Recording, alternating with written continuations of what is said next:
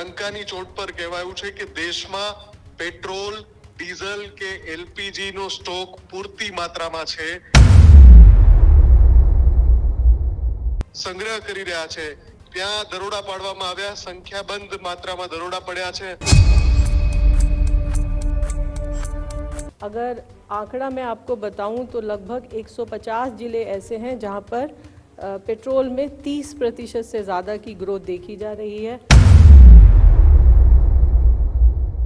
વધારાની અથવા આગોતરી ખરીદીને લીધે જથ્થો ઘટે છે। દેશભરમાં એલપીજીનું ઉત્પાદન સર્વોચ્ચ સ્તરે હોવાની વાત કેન્દ્રએ કરી। અલગ અલગ કિસ્સામાં 12 એફઆઈઆર, 15 લોકોની ધરપકડ થઈ। કેન્દ્રીય સચિવ સુજાતા શર્માએ કાર્યવાહી અંગે જાણકારી આપી। હજુ સુધી તમે અમારી ચેનલને સબસ્ક્રાઇબ નથી કરી તો અત્યારે જ ન્યૂઝરૂમ ગુજરાતને સબસ્ક્રાઇબ કરો, ફેસબુક અને ઇન્સ્ટાગ્રામ પર ફોલો કરો।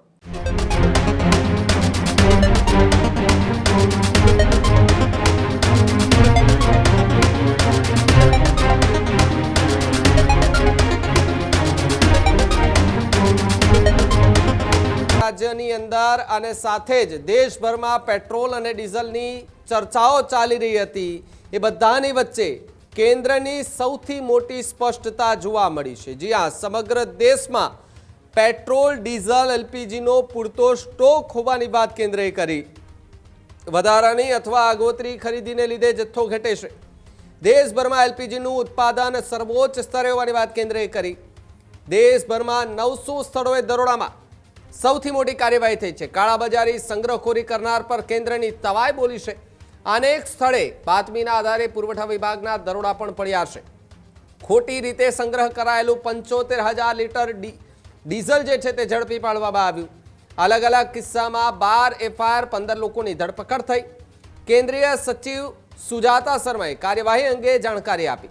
ઉદ્યોગોને પણ ખોટી રીતે સ્ટોક ન કરવા, જે ઉદ્યોગો છે તેમને પણ ખોટી રીતે સ્ટોક ન કરવા માટેના निर्देश जाहिर कराया है। જ્યારે पेट्रोल, डीजल, एलपीजी पूरतो जत्थो होवानी हया धारणा पण अत्यारे जोवा मळी रही छे। हमणां ज आपणे जोयुं छे पेट्रोल डीजल माटे लांबी कतारो लोकोए जोई छे।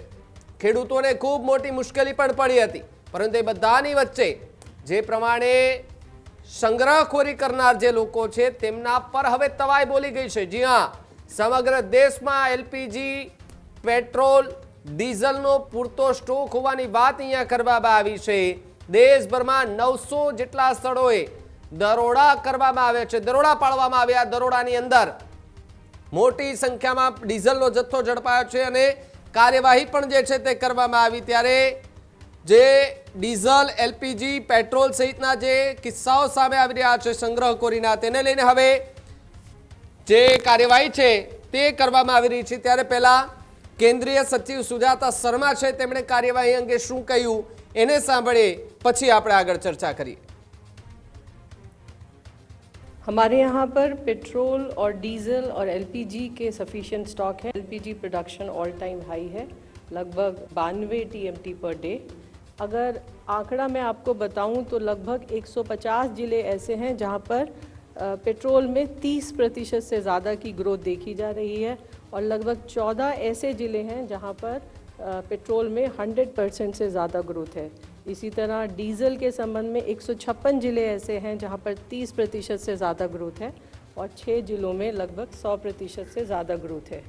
प्राइवेट ऑयल मार्केटिंग कंपनी की सेल में लगभग 38% की गिरावट है डीज़ल के संबंध में मैं बता रही हूँ।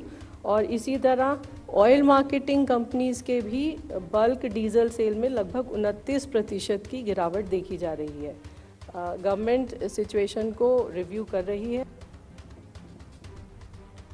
तो जे रीते तमे जे सांभळ्या ते केंद्रीय सचिव सुजाता शर्मा के जेमणे कार्यवाही अंगे आ सौथी मोटी जानकारी जे छे ते पण अहींया आपी छे। साथे ज जे प्रमाणे संग्रहखोरी करनार जे लोको छे ते लोको सामे हवे कड़क कार्यवाही जे छे ते अहींया करवामां आवी रही छे। तो बीजी तरफ देशभरमां एलपीजीनुं उत्पादन सर्वोच्च स्तरे ए होवानी वात जे छे ते पण अहींया करवामां आवी रही छे। तो साथे ज खोटी रीते संग्रह करायेલું અત્યાર સુધીમાં 75,000 લીટર ડીઝલ જે છે તે પણ ઝડપી પાડવામાં આવ્યું છે। ત્યારે ફોન લાઈન પર મુફદ્દલ મારી સાથે જોડાયા છે। મુફદ્દલ, જે રીતે દેશભરની અંદર પેટ્રોલ ડીઝલના જથ્થા અંગે ચર્ચાઓ ચાલી રહી હતી એ બધાની વચ્ચે કેન્દ્રે સૌથી મોટી સ્પષ્ટતા પણ કરી છે અને કાર્યવાહી પણ કરી છે. શું વધુ વિગતો હાલ? બિલકુલ, કેન્દ્ર સરકારનો જે પેટ્રોલિયમ વિભાગ છે, પેટ્રોલિયમ મંત્રાલય છે, એના સચિવ દર એક અથવા 2 દિવસના અંતરે પ્રેસ કોન્ફરન્સ દ્વારા દેશમાં ઈંધણની શું સ્થિતિ છે, petrol, diesel, LPG, CNG, LNG, PNG સહિતના જે અત્યંત અતિ આવશ્યક ઈંધણની કેટેગરીમાં આવતા ઈંધણનો સ્ટોક કેટલો છે, શું ચિંતાની સ્થિતિ છે કે પછી મિડલ ઈસ્ટના તણાવની સામે ભારત બહારથી ક્રૂડ ઓઇલનો જથ્થો મગાવીને અથવા તો ઘર આંગણે ઉત્પાદન વધારીને મેનેજ કરી રહ્યો છે કે કેમ, એની માહિતી આપે છે. જે તાજી પ્રેસ કોન્ફરન્સ કરવામાં આવી છે સચિવ સુજાતા શર્મા દ્વારા, એમાં ફરી એકવાર ડંકાની ચોટ પર કહેવાયું છે કે દેશમાં પેટ્રોલ, ડીઝલ કે એલપીજી નો સ્ટોક પૂરતી માત્રામાં છે, એટલે કે જોઈએ એટલો પુરવઠો છે.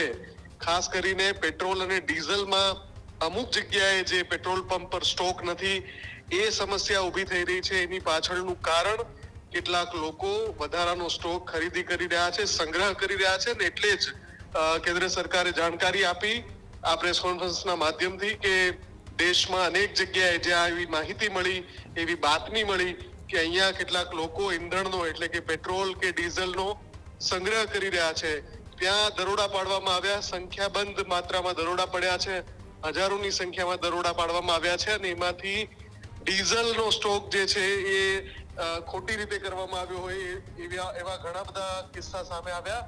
75,000 લીટર આ રીતનું ડીઝલ જે છે જપ્ત કરવામાં આવ્યું છે.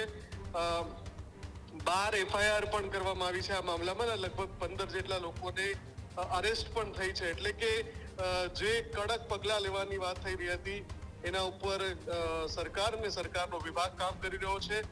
પેટ્રોલ, ડીઝલ ઉપરાંત એલપીજી એટલે કે જે ઘરેલું રાંધણ ગેસ છે એને લઈને પણ મહત્વની માહિતી કેન્દ્રીય સચિવે આપી. એમણે કહ્યું કે એલપીજી છે એનો પૂરતો સ્ટોક છે, એલપીજીમાં કોઈ શોર્ટેજ નથી અત્યારે, અને એલપીજી નો જથ્થો જે છે એનું ઉત્પાદન ઘરેલું સ્તરે જ સૌથી હાઈએસ્ટ લેવલ પર છે. એટલે કે અત્યાર સુધીનું દેશમાં જેટલું એલપીજી નું ઉત્પાદન થતું હતું એમાં અત્યારે સૌથી વધારે માત્રામાં એલપીજી નું ઉત્પાદન થઈ રહ્યું છે.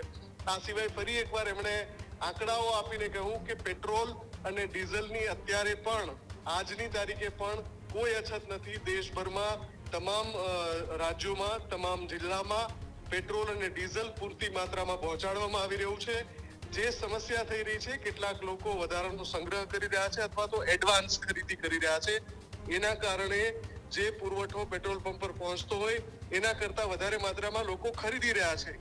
એથી એવું બની રહ્યું છે કે ક્યાંક સ્ટોક ખાલી થઈ રહ્યો છે. ખાસ કરીને આપણે ગુજરાતની વાત કરીએ તો ડીઝલની જે સમસ્યા છે એ સમસ્યાને લઈને પણ એમણે જે માહિતી આપી એમાં એમણે કહ્યું કે ઘણા બધા લોકોએ વધારાનું ડીઝલ સંગ્રહ કર્યું હતું, એના કારણે આવી પરિસ્થિતિ ઊભી થાય છે કે પંપ ઉપર ડીઝલ હોતું નથી અને ખેડૂતો મોટી સંખ્યામાં ત્યાં ખરીદવા પહોંચ્યા હોય એટલે એમને ડીઝલ મળતું નથી.